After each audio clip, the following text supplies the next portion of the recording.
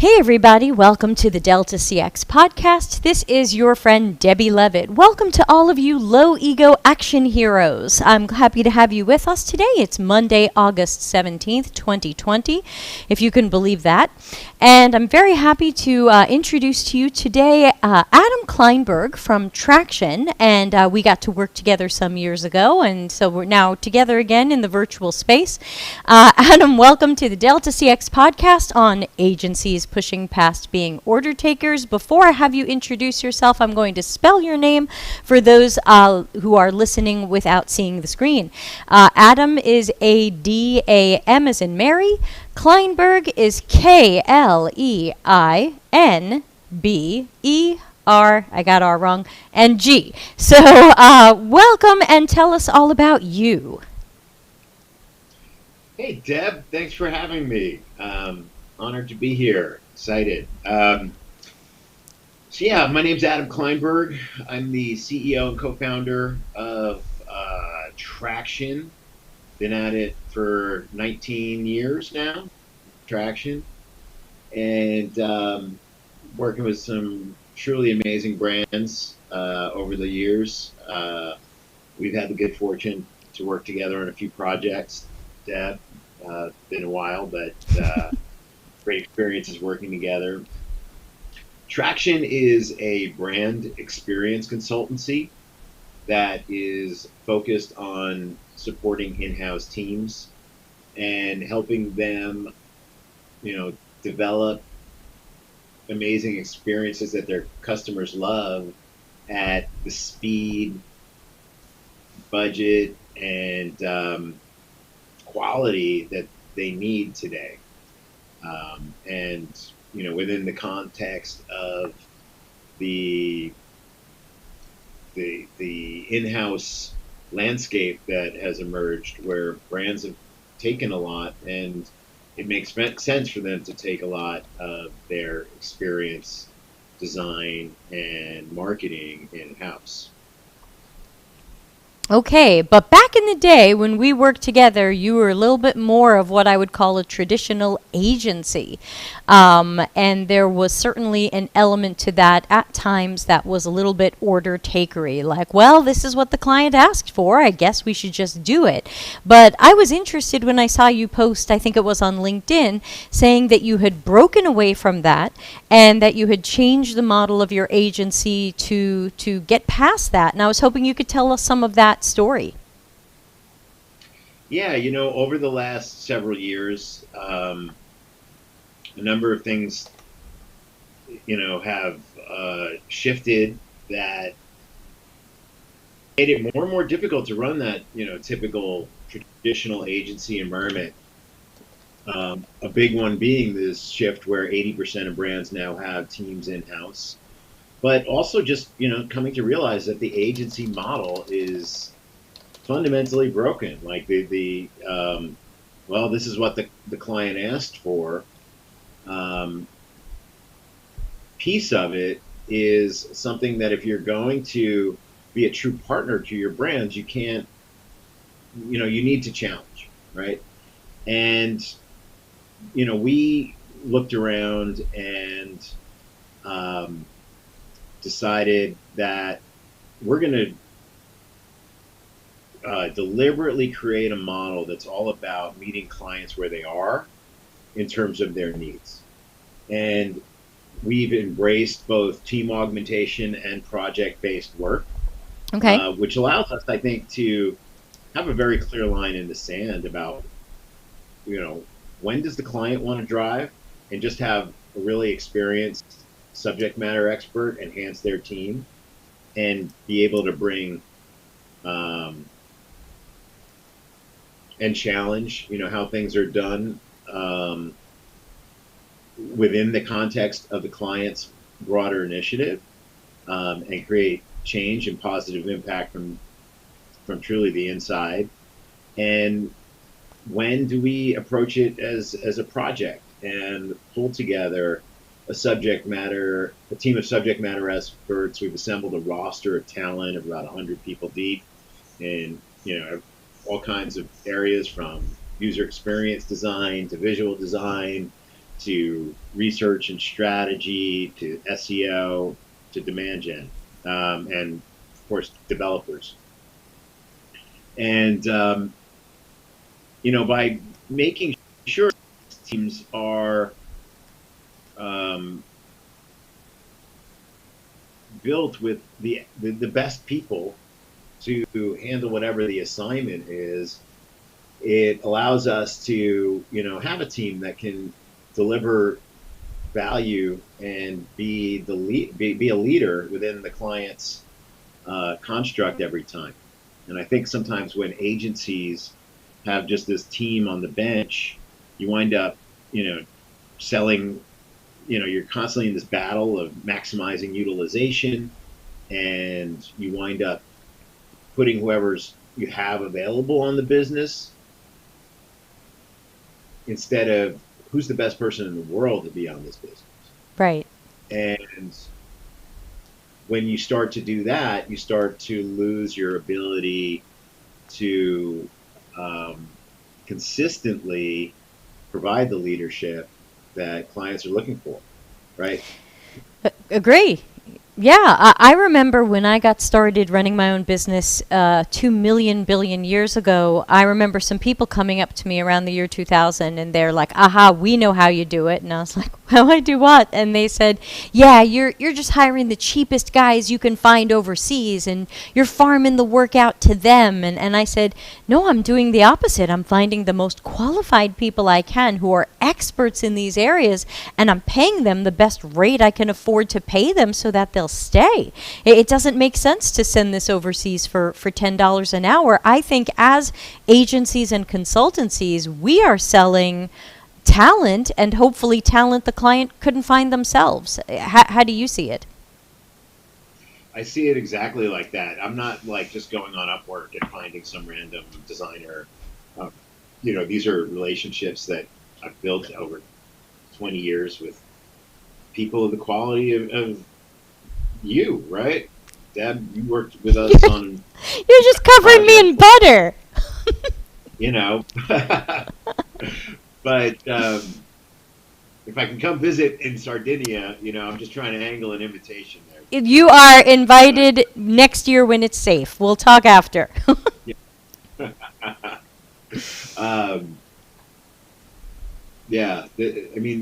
That is what it's all about, right? It's about having a trusted partnerships and relationships that can deliver. Like right now, we're working on a huge project, redeveloping a platform for a client.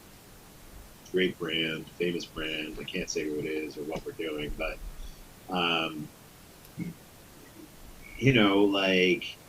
I've got this team that are all people I've worked with. I know the quality of their work. A core of them have worked together on other projects with me, right? And then we're kind of expanded the team a little bit to bring in new people. But it's really, about bringing more than just a body, right? It's about bringing ways of working. It's about bringing a team dynamic and making sure that you've got the right people. Matter of fact, one of the guys who's new to the team, just on Friday, we had a meeting, went really well. We were texting afterwards, and he said, "Man, you've really assembled an amazing team here." And I'm like, that's my whole job. Right. Is to make sure I understand the needs of the client and connect them to the right solution. And we're in a service business, so that solution is people. Yes. And if yes. Yeah. Sorry, we have our first question in the chat room. I'm going to rephrase it a little bit. It's from Miranda, and thanks for watching on YouTube, Miranda. And she says, what about clients cutting UX research or other key parts of the UX process out of the budget? So let's imagine a client comes to you and your A team says, "Okay, Adam, here's how we want to scope this project. We need X weeks for really good UX research. We need Y weeks for design. We need Z weeks for testing. And here's what it's going to look like." And the client comes back and says, "We don't think we need research. We know what the customer wants." Do you tend to run with that, push against it? What's the tactic there? I think it really depends. No one really wants um, just to pay for strategy, right? Um, like I learned a long time ago, sometimes you might have to call strategy something else, but sell them strategy anyway, because you know that you need strategy to do that. So you could say that your design process includes, real life customer feedback, right? But if you maybe, consider calling it something else, um, that might be one way to go. I mean, the other, true piece of the equation, right, and puzzle that we need to make trade-offs about is that is having a sense of empathy for our clients and their situation, Right. They right? might be under the Like, gun with their budget, timing and budget. yeah, budgets are smaller than they used to be. They are more ROI focused. They are under greater scrutiny, and so are timelines. I was, just at an event that was all, e-com executives um, that, as a agency slash consultancy person, I'm like one of the few uh, that are there that aren't on the client side. And the whole theme of the event was the need for speed. Mm. Like, and clients, candidly in the room are saying, you know what, like 80% quality is good enough. I need to get it out the door, see what works, and hit it in the real world. And there is a degree of, the mindset in digital has changed. Sometimes you just got to, especially when you're looking at something like commerce, right? Sometimes putting something out in the real world to see what performs and doing a thoughtful test is the more holistically right way to do something. Um, Sometimes, research definitely has its place as well. It depends on the scale of the engagement. It depends on um, the rigor of the client, their culture. So just like as designers, empathy is a core to us being truly effective at our job. Having empathy for our clients and really what are their priorities is key for us. At the end of the day, we're here to help their companies grow and truly to help them get their bonus. Like that's why they're hiring us, right? Just to help Right. them do their job better. Yeah, and to bounce off what Adam said and also address Miranda a bit, when I speak to companies or do private corporate training on some of these matters, what I tell people something similar to what Adam said, and no, we didn't rehearse this before. I tell people if there are aspects of UX that you feel are really mission critical to a particular project, sometimes people don't understand what UX is, and if you start trying to understand it, they get lost in this thing they don't understand, and then they feel stupid they don't understand it. I tell people to say, this is part of our total quality model. Or come up with a better name for it than I did, because I'm not in marketing. This is part of our total quality model. And as part of our total quality model, we do research, we do prototyping, we test that before we waste engineering's time on building it so that we can be sure that what we are putting out there is more likely to be what customers need and save you that time, money, and insanity of trying to cycle through guesses. So Miranda, depending upon who you're dealing with, try total quality model or something better that you can come up with. Adam, you look like you've got Yeah, something cooking in your head. yeah, I do. Like here's a recent example, right? Like we think that doing, as part of the design process on a significant project, like doing kind of research into what else is out there, best practices, inspiration, is a critical part of the process. If we called that design research, a lot of clients might not want to buy it, right? But if we Right. call it, beacons and best practices, right? Like clients are more willing to accept it. Marketing strategy So investigation. yeah, or even if you call it mood board, right? What do you do with that? With that research that you do, right? If it's identify best practice, call it best practice, right? If it's a behavioral analysis, because you want to identify specific behaviors, talk about the outcome, not the process. That's a great, I'm going to write that on the screen. Talk about the outcome, not the process. I think it's a really great point, because in my business, we normally, people at more traditional day jobs, not necessarily in agencies or consultancies, sometimes are treated as a pair of hands who just sketch screens. And I wonder if we started referring to some of what we do, as you're saying, based on the outcomes it creates, that this is going to give us behavioral insights. Don't think of it as more UX research. This is behavioral insights, or some sort of business intelligence that we otherwise wouldn't have. And I think it's also important to really be reflective of your process. I wrote an article in Ad Age called "The Dirty Hidden Truth About Fast, Cheap, and Good." And the reality is, we talk about fast, good, pick two. Under our breath, we say pick one. But fast, cheap, and good may not be possible, but faster, cheaper, better is incredibly possible when you look at how we are delivering work and how we need to deliver work because of the way things have always been between clients and agencies. Part of the reason that we've embraced this in-house consultancy model is because it allows us to knock down walls with clients and not be a partner that is, going away, working for 3 weeks, then you do the big ta-da reveal, look what we've done for you, and the client's got a few days to make some comments, and then you're done. We are using collaboration tools like Miro for, whiteboarding, brainstorming, and even architectural design and product design, and giving clients access to that so they can be part of the conversation and help move pixels around and feel a sense of ownership of what we're delivering for them. And by knocking down walls, you knock down objects, parts of the process that are bottlenecks. Right? I've seen my agency, when doing something for ourselves, do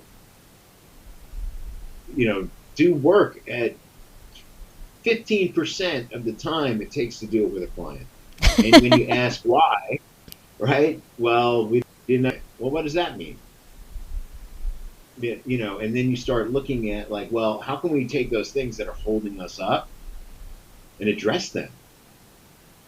Truly address them, and have those conversations with the client about trade-offs, and even structure statements of work so that they're buying a team for a period of time, not buying a scope that can't change, right? As efficiencies are gained throughout the process. Got it. Great. We're just going to take 1 minute break because we don't have a sponsor. And so this is the point in the show where I'm going to just briefly talk about my company.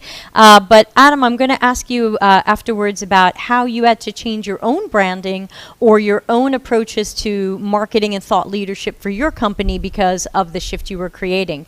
But first, a quick plug for my own company. Delta CX, available for CX and UX consulting, projects, and training. Contact us for a free consultation. There, that was mostly painless. And just a reminder to please subscribe. If you enjoy the videos, please subscribe and click the bell icon so that you'll know when we go live, because I go live roughly 3 or 4 times a week. Everything's always archived on YouTube in different playlists. And of course, if you are audio only, you can find us on iTunes, Spotify, and Google Podcasts. If you'd like to join our Slack community, it is free. You can just join at deltacx.link, which is my URL shortener, youtube.com/join Slack. We've got over 200 people there, and you've got access to me and other super peeps, peeps at all levels of the UX and CX world, to ask us questions and bounce ideas off us. So I hope that you will please subscribe. And of course, if you're enjoying the video, press like. It's a good way to tell the YouTube algorithm to show it to someone else. So Adam, back to you. When you were trying to create this shift in the agency, how did you have to change your brand and your messaging? You know, a big part of the way we created this change is we looked at, on a client-by-client basis, which relationships were working and which weren't. And there was a lot of introspection that led to an epiphany, you know, kind of thing, right? Like, what are we doing? You know, playing with our messaging. I was constantly, you know, fiddling with it.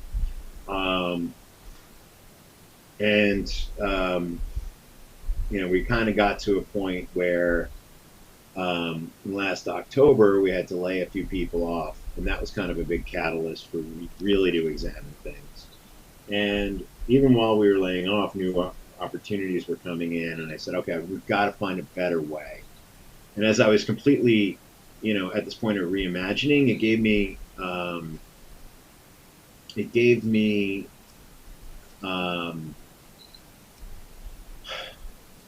I don't know, an emotional detachment from how we had ever described ourselves in the past.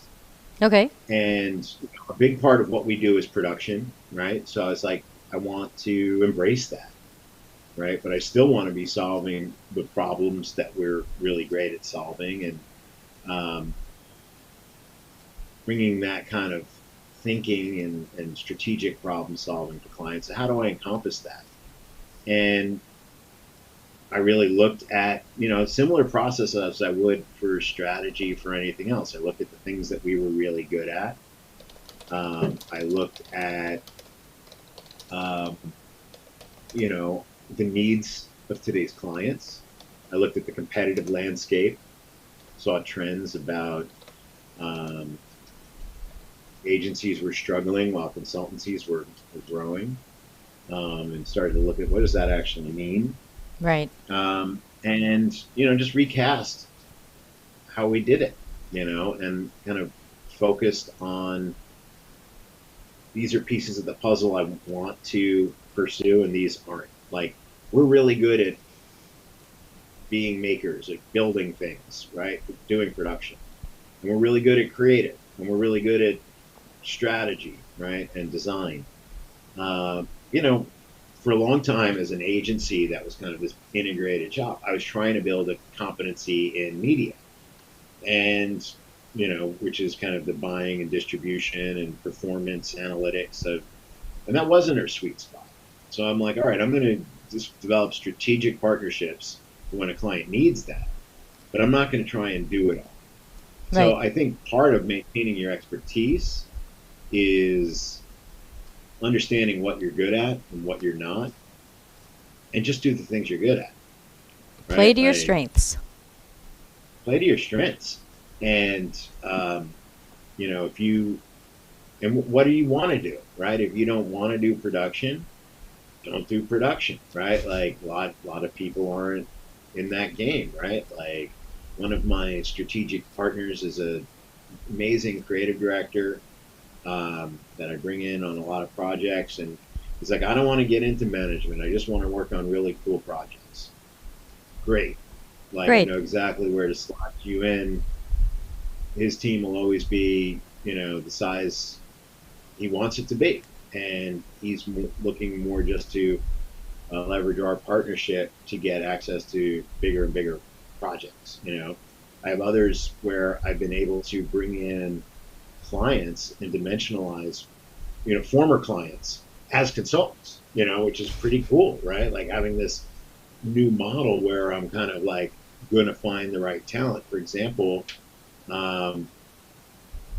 know, we're pitching an e-commerce assignment where the client, in addition to standing up a Shopify site and a direct response program on Amazon and media channels, Instagram, Facebook, display, programmatic, whatever, kind of building that performance model to see what works. That we're working with a strategic partner to deliver. He also needs demand forecasting and a review of his financial, basically a business plan. Right. So a client of mine is the former CMO of or VP of marketing at Nordstrom, like experienced e-commerce leader. Right. And he's going to be leading the engagement. Right. So by being able to not just look at like who's on my bench, we're able to dimensionalize what we do and think differently about talent, as well as and then figure out how do we message that, right? For us, being a brand experience consultancy, really was kind of poured up to who we are. We're not a user experience consultancy. That's kind of something, one of our two great, we're really good at both, creative branding and campaigns, and we're also really good at creative experience design and the development of those experiences. And, that includes, going all the way down to email and production of creative. So I needed to figure out a way that really kind of encompassed that. And this brand experience consultancy for in-house teams summed it up. And it was kind of a sea change in how clients started reacting to our value proposition. Because suddenly I was selling something they wanted to buy. And I was talking about problems that they were facing in the context of their own businesses. Right. And doing it in their language, not mine. And that's something that there's a bit of hubris in agencies, I feel, that doesn't always allow us to, get into the headspace of our customers. We've got a question in the chat room. Shelly is back. Shelly, good to see you. You joined us last week for one of our adventures. Shelly asks, how did you find your voice as an expert in the eyes of your clients? I struggle with pushing back on senior executives, not because I don't know my stuff, but because I don't feel they see me as the expert.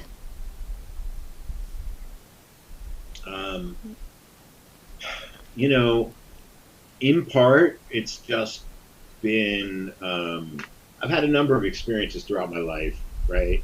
Where when I was young, I had bosses who talked to me like a peer, right? That allowed me to always kind of have a sense of like, if I believe in something, I'm going to talk about it with a voice of confidence. That includes being comfortable saying that I don't know what I don't know. But I will say that, I think thought leadership is incredibly important in that regard, right? Like I write frequently for industry publications, right? I've been published in Ad Age, Adweek, Fast Company, Mashable, Forbes CMO Report, Ad Exchanger, Digiday, like all these programs, all these publications, and I put them on my LinkedIn, right? Everyone kind of in my circle sees them. And I will say that when I started getting published, not just on my blog, but in third-party publications, it started to change the tenor of conversations when I was in the room. And it gave me a higher level of credibility. And sometimes I would write an article in a publication that was really like a love letter to an individual client, right? Like, I'd be like thinking about a conversation I would have with a prospect about a problem they have. and I might talk about that problem and how I would approach solving it in abstract terms and get it published in a major publication, and then send that, hey, food for thought. I just did this. Not everyone can do that, but Right. you can ladder to it, right? Like, and I do think there is something really smart. When I started, doing that, I had been blogging for a long time. I'm like original blogster, like OB. You're I still started on blogging. LiveJournal. No, I used to hand code. My first blog was in 1997. It was called Outrage, and it was about whatever pissed me off. And I used to write my online column, in the spare bedroom of my apartment. Actually, I used to write it on a yellow pad at the Gold Cane on Haight Street in San Francisco. Then I would go home and hand code it in HTML and send it out, and a few hundred people would read it. So I was always into kind of writing and sharing my views on things. And as soon as we started Traction, I started a blog back in 2001. And then I kind of wanted to raise the profile of that voice. So I wrote one article for publication called imediaconnection.com, which was, it wasn't Ad Age, right? But it was at the time it was maybe a second or third tier publication industry wide, but that was easier to get published in, right? And it was a successful article. It was a good article. And I used that to get an intro in Mashable. I said, hey, I wrote this article, check it out over here. And then Mashable let me write, an article. And I got a ton of calls about this article I wrote on gamification, and how brands should be leveraging gamification. And, other, things like that, and that kind of led to, Ad Age and Forbes and all the others. And I think it's important with thought leadership not to just say what everyone else is saying, right? That's not thought leadership. That's, repeating, what's out there already. I think really looking for what do I disagree with? And then writing about that is a really powerful way of getting yourself out there. And for Traction, it, when I really focused on that being an important part of my day every day, it elevated the stature of the agency and our leadership team, because we were all doing that. So I recommend, a strategy where the senior people at any agency or consultancy makes thought leadership a priority. Yeah, let me jump in on that. So I think your advice is excellent for agencies and consultancies, and especially those looking to grow and transform and gain new attention for themselves. When I think about somebody like Shelley's got her own consultancy, and I'm just looking at her LinkedIn, so I know these things. I'm slightly stalking her. So I think Shelley, for the consultancy side, I think Adam has great advice, because it's something that I've done as well for my Delta CX universe. I've been writing articles. I published 2 books last year. I say yes to pretty much everybody's podcast, so I keep popping up everywhere, and you guys stumble upon me however you stumble upon me.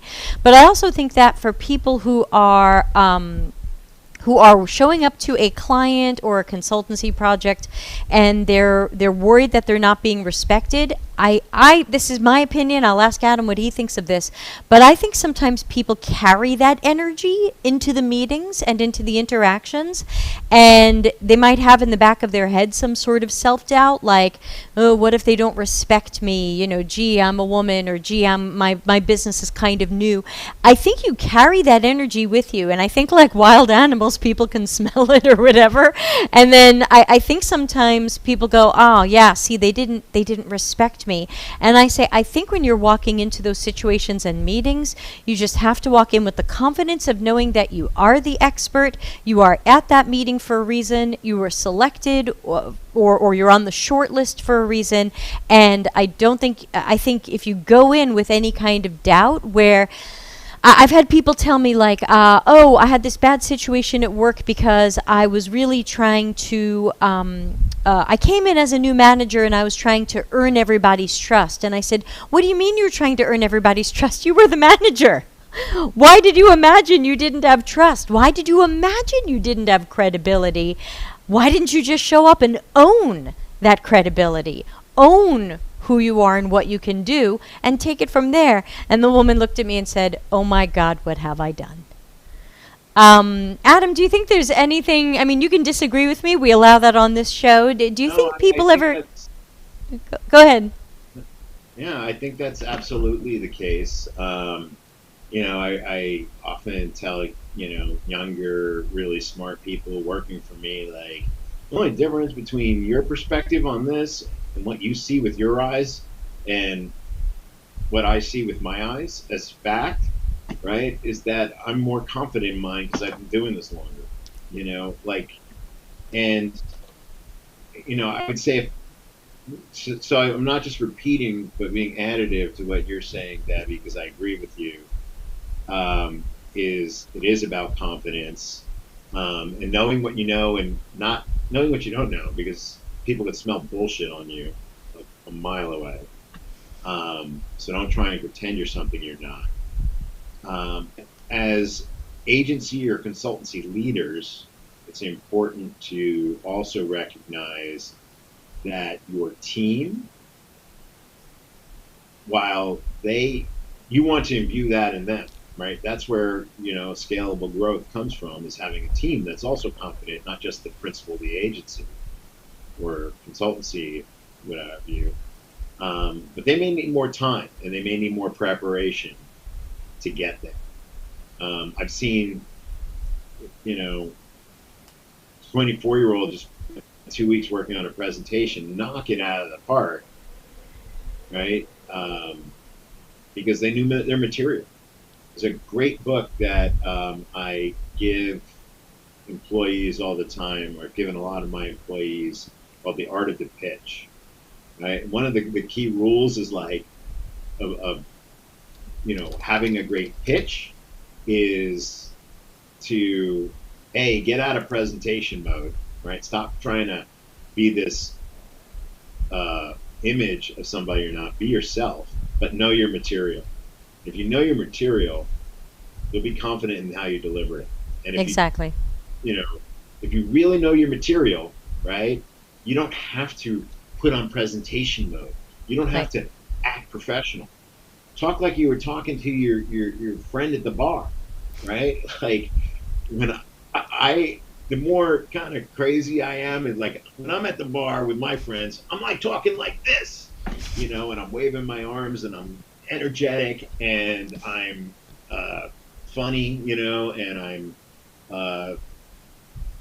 I'm telling you exactly what I'm instinctively saying, not what I am practiced in a script of saying, you know. Right. And I think when you do that about things you really know, you have the ability to kind of make a deeper connection and come across as more authentic. And you know, that doesn't say, like, part of that knowing material is also making sure you have something to back up what it is, right? Like, I'm constantly, when I'm talking with clients, peppering in, right? Like, every conversation you're still selling, right? Like, and everyone in the agency, everyone in every business who's interacting is selling away in every interaction. with a client. And it's not necessarily selling you like, hey, I'm a used car salesman, but it's, building confidence. So whether it's making sure I have statistics or case studies or an observation, right, that supports what I'm putting out there, that's something that I try to bring to conversations kind of consistently, to just strengthen the gravitas of my own recommendation, what comes out of my mouth. Yeah, Shelley, keep us posted on what's going on, but I think, run with the kinds of things Adam's saying. I mean, if you're working with your own consultancy, do more around writing and presenting if you can. And remember to go into every meeting and every conversation with the confidence. I just looked at your LinkedIn. You have at least 10 years of experience, specialized experience in your particular industry, which appears to be learning design and instructional design, and leverage that. And obviously, if there's any way I can help, let me know. Contact me behind the scenes. But great question. So I think that when people don't see you as the expert, I sometimes worry that we set ourselves up as the non-expert. That we set ourselves up as, I get questions all the time on my Tuesday office hours like, Deb, I don't think the job I'm working at really sees me as an expert. They're giving me all this grunt work. What do I do? And I said, well, the first time they gave you grunt work, you should have said no. Like now it's hard. Now you have a precedent where you take the grunt work. So I think what Adam said before is really important about deciding who your clients are and who your agency or consultancy is and what you take and what you don't take. And you might need to say no to the things that don't see you as the expert. Those might be poor relationships. Those might be crappy adventures. Yep. So back to Adam. I know you wanted to tell us, by the way, guys, we are live. We've got people live in LinkedIn and in YouTube today.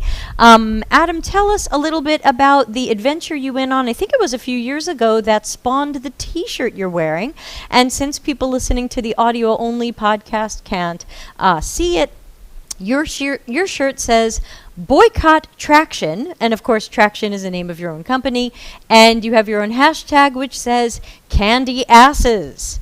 Tell us why you want everyone to boycott your own company. Well, it kind of goes back to, I think the moral of this story, I'll tell you before the story, but it goes back to, taking, being a thought leader, I guess. One of the things that is on the mind of many marketers is how do they navigate this kind of politically charged world that we're living in? How do they embrace a sense of purpose and do it in an authentic way?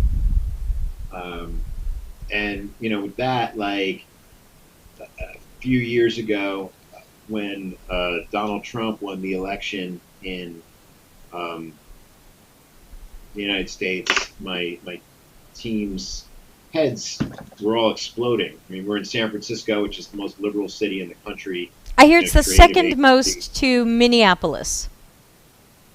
Well, maybe I'll go visit Minneapolis sometime.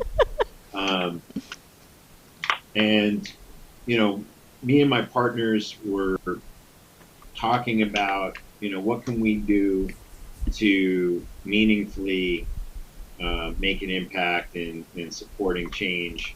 We were unhappy with some of the things that we were seeing being rolled out from our government. And as a business leader, like, how can we do something that would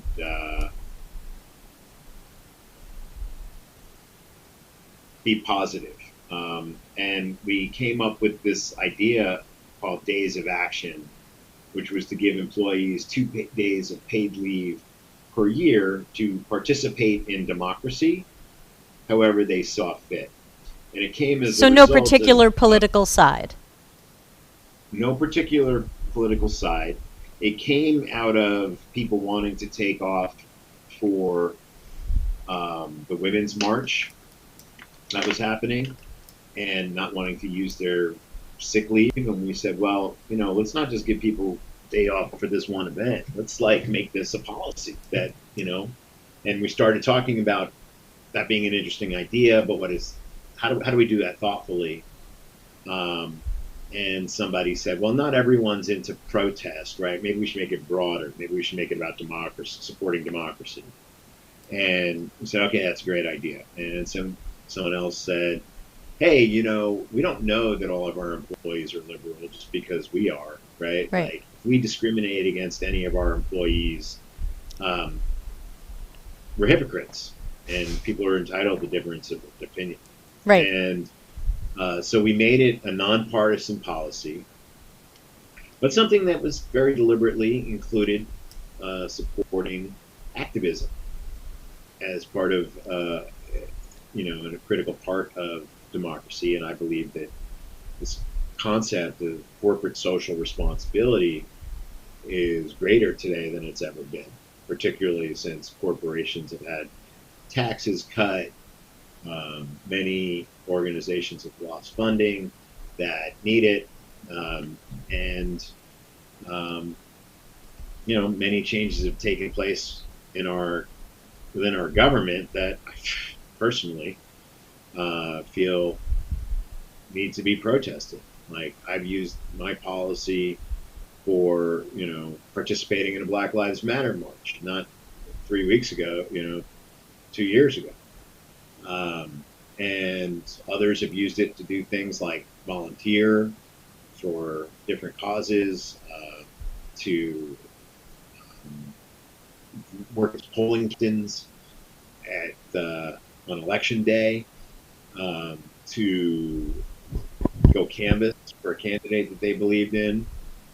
It's been really positive. It was really positive when we rolled out amongst our team. But I wrote a blog post called Why We're Offering Paid Leave for Activism on LinkedIn, and it started to go viral. And some people loved it, and others were, viciously condemning us and assuming our intentions were partisan, and started attacking us. There was this one article that got written on a right-wing site called the Daily Wire.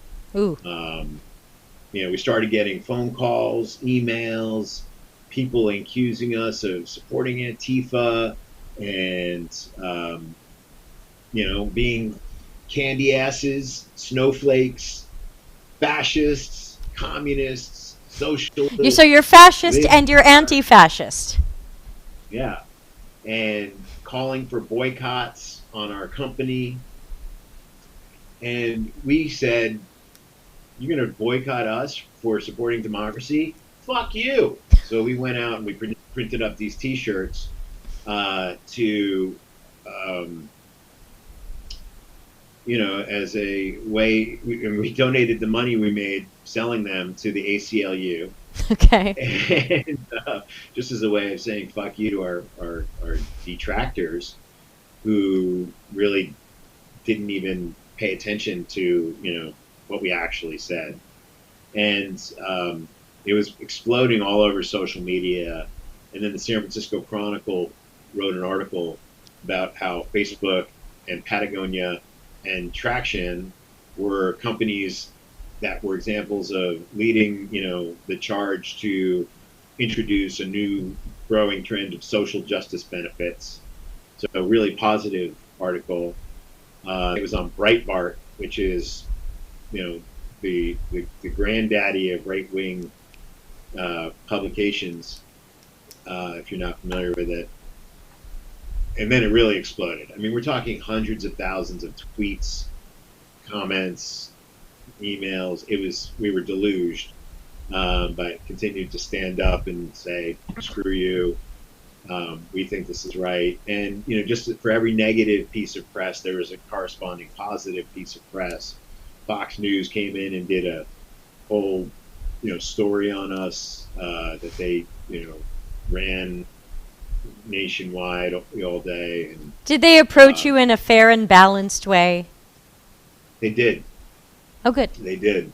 I would say the reporter was really got our the points that we wanted to make about this being nonpartisan, about believing that this is not about paying people to protest. This is about supporting civic engagement and our belief that companies need to do that. And we have, because of that, now seen with this latest wave of Black Lives Matter protest that have swept across the nation in response to, some horrific events, murders by police, of Black Americans. And,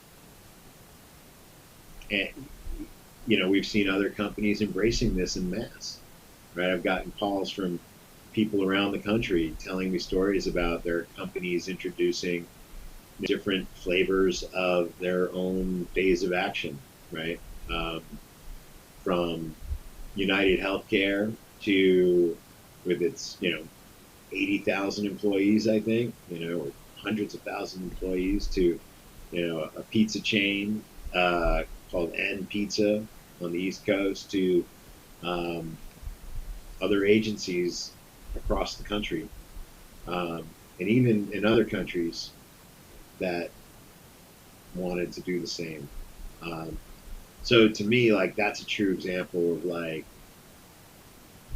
doing something right because it's not right, and leading because you have a unique idea about something that you think is missing out there that you can contribute, and taking a stand on it.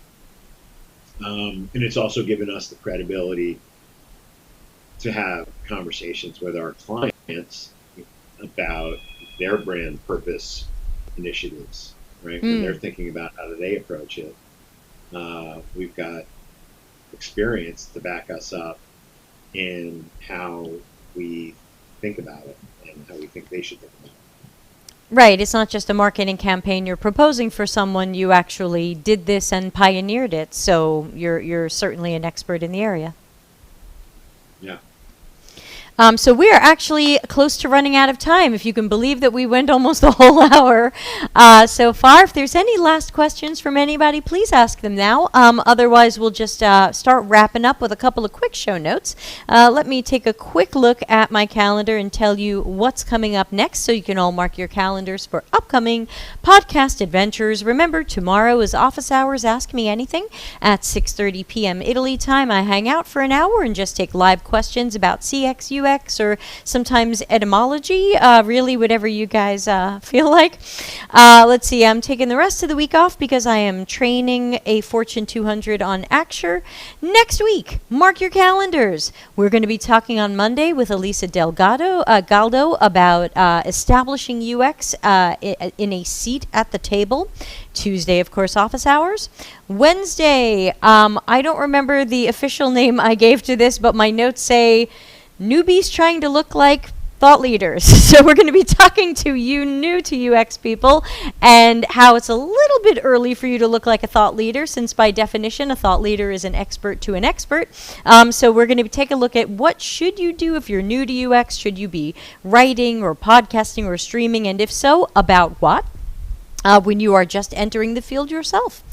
And mark your calendars also, please, for Monday, August 31st. We're going to have a great guest who I met at a conference last year, one of the many DevOps events I attended.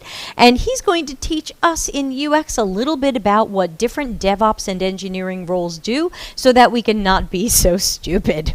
Because if we expect them to know what we do, how come we don't know what they do? So let's learn a little bit about different DevOps and engineering roles. Join us live on August 31st.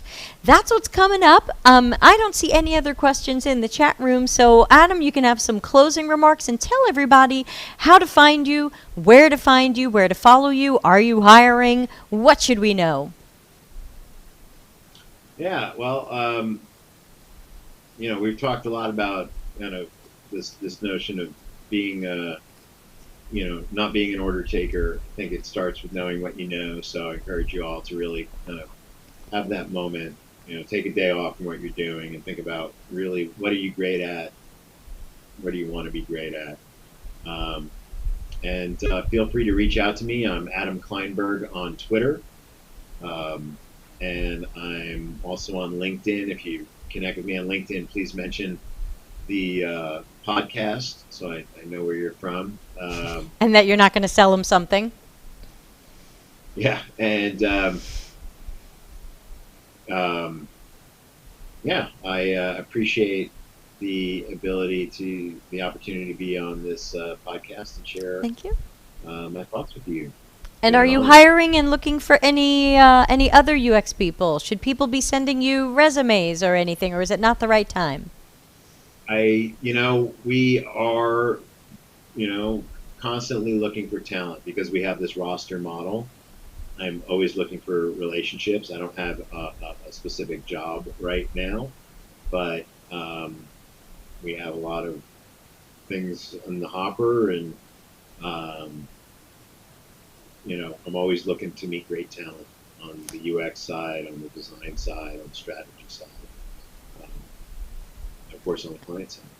Yeah, clients.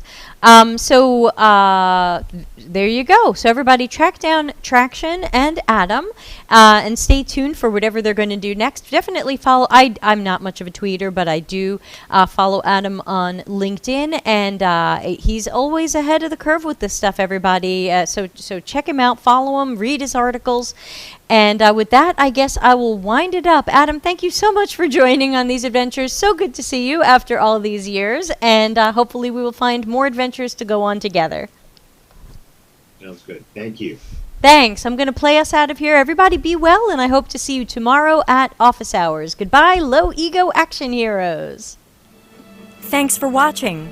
Delta CX is available for consulting and projects related to CX and UX strategy, leadership, training, problem finding, problem solving, and innovation. Learn more at deltacx.com.